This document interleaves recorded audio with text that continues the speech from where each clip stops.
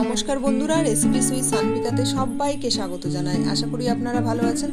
আজকে আবারও চলে এসেছি দারুণ একটি রেসিপি আপনাদের সাথে শেয়ার করব বলে। আজকে আমি যে রেসিপিটি আপনাদের সাথে শেয়ার করব সেটা কিন্তু বানানো খুবই সহজ, ঘরোয়া কিছু উপকরণ দিয়ে কিন্তু খুব সহজে হয়ে যায়, আর খেতে কিন্তু অসাধারণ লাগে। গরম গরম ভাতের সাথে কিন্তু জাস্ট জমে যায়। আজকে আমি আপনাদের সাথে কাতলা মাছের তেল ঝোলের রেসিপি শেয়ার করতে চলেছি। ভিডিওতে আপনারা শেষ পর্যন্ত থাকুন এবং দেখুন কেমন করে করছি। এখানে আমি 5 পিস মতো কাতলা মাছকে ভালো করে পরিষ্কার করে ধুয়ে নিয়েছি। তার মধ্যে আমি দিয়ে দিচ্ছি নুন, হলুদ, কাশ্মীরি লঙ্কা গুঁড়ো আর সর্ষের তেল দিয়ে মাছটাকে ভালো করে আমি মেখে নিচ্ছি।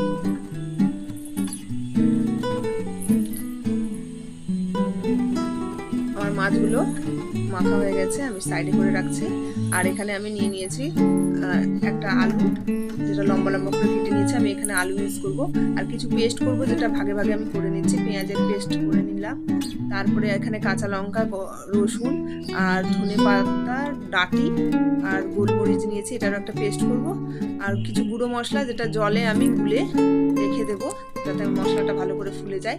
তো আমি এখানে কাশ্মীরি লঙ্কা, জিরে গুঁড়ো, হলুদ আর আদা বাটা নিয়েছি, আর সামান্য জল দিয়ে রেখে দিলাম। এখানে আমি কড়াই গরম করতে দিয়েছি। এখানে আমি নিয়ে নিয়েছি সর্ষের তেল। তেলের মধ্যে মাছগুলো আমি দিয়ে দিচ্ছি, লাল করে আমি ভেজে তুলে নেব। দারুণ লাগে এই রান্নাটা। আপনারা অবশ্যই এই রান্নাটা আমি যেমন করে করছি একবার এইভাবে করে খেয়ে দেখবেন, খুব ভালো লাগে। তারপরে আমার মাছ ভাজা তুলে নিলাম। এরপরে আমি ওই তেলের মধ্যে আলু দিয়ে দিচ্ছি। আমি এখানে আলু ইউজ করেছি, আপনারা আলু ইউজ নাও করতে পারেন। তারপরে দিয়ে দিচ্ছি সেটাতে আমি নুন আর হলুদ দিয়ে আলুটাকেও আমি লাল করে ভেজে তুলে নেব।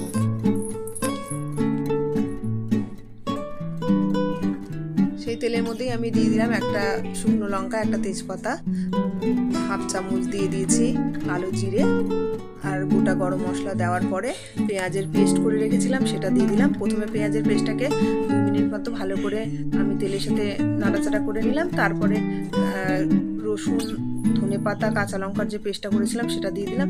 সেটাও 2-3 মিনিট ভালো করে নাড়াচাড়া করার পরে আমি এটাতে দিয়ে দিচ্ছি যে গুঁড়ো মশলার পেস্ট করেছিলাম সেটাও 2-3 মিনিট ভালো করে নাড়াচাড়া করার পরে আমি দিয়ে দিচ্ছি টমেটো পেস্ট। টমেটো পেস্টটা দেওয়ার পরে নেড়ে চেড়ে নিয়ে আমি এর মধ্যে দিয়ে দিচ্ছি পরিমাণ মতো নুন, দিয়ে ভালো করে এটাকে মশলাটাকে কষাতে হবে। 8 থেকে 10 মিনিট মতো ভালো করে কষিয়ে নেওয়ার পরে আমি এর মধ্যে দিয়ে দিচ্ছি ভেজে রাখা আলু। সেটা দিয়েও আমি 2-3 মিনিট ভালো করে কষিয়ে নিচ্ছি মশলাটাকে। এরপরে একটু সামান্য জল দিচ্ছি যাতে আলুগুলো সেদ্ধ হয়ে যায়। তারপরে আবারও আমি ঢেকে রেখে দিলাম 5 মিনিটের জন্য। ঢাকা খুলে দেখুন কি সুন্দর কালার এসছে, তেল ছেড়ে এসছে সাইডে। তার মানে আমার মশলাটা কিন্তু কষানোও হয়ে গেছে, আলুটাও সেদ্ধ হয়ে গেছে। এরপরে আমি পরিমাণ মতো জল দিয়ে দেবো। এখানে পরিমাণ মতো জল দিয়ে দিলাম আর 2টো কাঁচা লঙ্কা দিলাম উপর থেকে, দিয়ে নাড়াচাড়া করে নিয়ে যখন ঝোলটা ফুটে আসবে তখন আমি এর মধ্যে ভেজে রাখা মাছগুলো দিয়ে দিচ্ছি একে একে করে।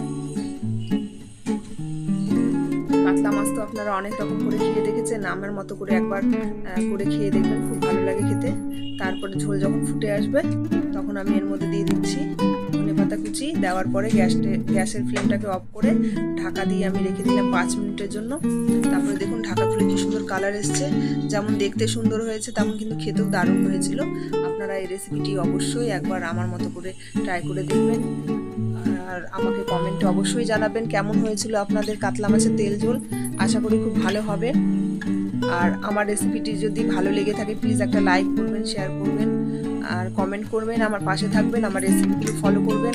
যারা নতুন বন্ধু আছেন এখনও আমার চ্যানেলটিকে সাবস্ক্রাইব করেননি, প্লিজ আমার চ্যানেলটিকে সাবস্ক্রাইব করে আমার পাশে থাকবেন। আবারও দেখা হবে নতুন আরেকটি ভিডিওতে। থ্যাংক ইউ, ভালো থাকবেন, সুস্থ থাকবেন।